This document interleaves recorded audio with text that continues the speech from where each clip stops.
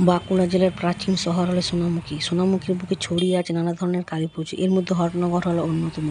হটনগরের নামকরণ নিয়ে নানা ধরনের মতবাদ প্রচলিত। অনেকে মনে করেন যে হট নামে এক যোগী পুরুষ এখানে পুজো করতেন, তাই তার নাম অনুসারে এরকম নামকরণ করা হয়েছে।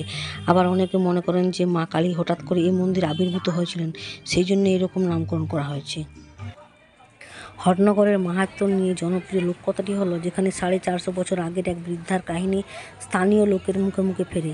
তারিণী সূত্রধর নামের ওই বৃদ্ধা বড়জোড়া নিরসা গ্রামে চুড়ি বিক্রি করতে যেতেন। সঙ্গে থাকতো একটা ঝুড়ি। প্রতিদিন জঙ্গলের পথে হেঁটে ফেরার সময় তার সঙ্গে দেখা হতো লাল পাড় শাড়ি পরা একটা ছোট্ট শ্যামবর্ণা মেয়ে। মেয়েটি রোজই আবদার করতো তার সঙ্গে সোনামুখী যাওয়ার জন্য। বৃদ্ধা এর কাছে সে একদিন জেদ ধরে বসলো। তারিণী তাকে সঙ্গে নিয়ে যেতে রাজি হলেন। তবে এদিকে আরেক বিপদ, মেয়েটি একটু পরেই তার কোলে উঠতে চাইল। ছোট্ট শিশু পথশ্রম নিতে না পেরে শেষে তারিণী তাকে নিজের মাথার ঝুড়িতে বসিয়ে নিলেন।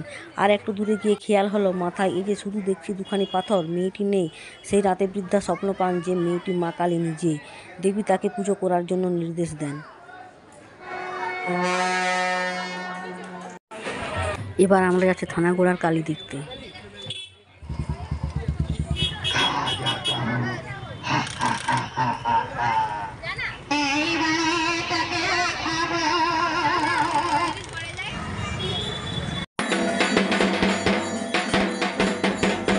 এখানে মায়ের আরতি হচ্ছে। এবার আমরা যাচ্ছি মাইতোমার মন্দির।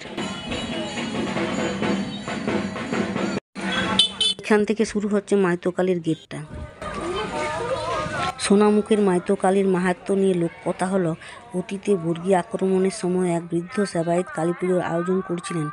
তিনি যখন পুজো করছিলেন তখন বর্গীরা তাকে আক্রমণ করেন, কিন্তু দেবীর কৃপায় তিনি প্রাণে বেঁচে যান এবং এই ঘটনা থেকে মাইতো কালী নামের উৎপত্তি হয়েছে।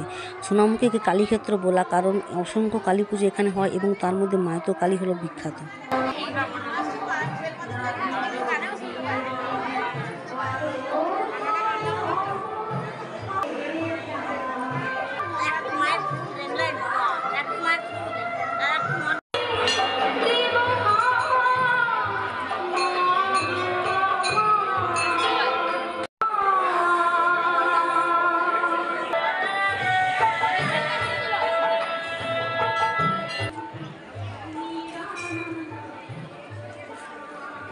মাইতো কালীর মন্দিরের কাছে অনেক দোকানদানি বসেছে, আমরা এখন সেগুলো ঘুরে ঘুরে দেখছি।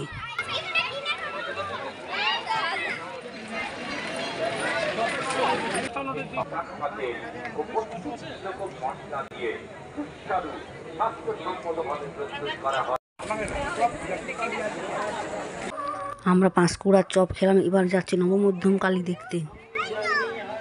নবমধ্যম কালীর প্যান্ডেলটা দেখুন, বিরাট বড় একটা সূর্যমুখী ফুল আর তার উপর বসে আছে মৌমাছি। আর প্যান্ডেলের ভিতরের পরিবেশটা একবারে জঙ্গলের মতো।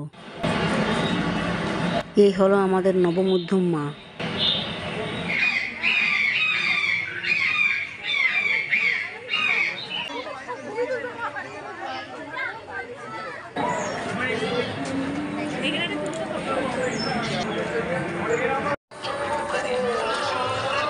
সেখান থেকে বেরিয়ে আমরা পাপড়ি চাটের দোকানে ঢুকলাম।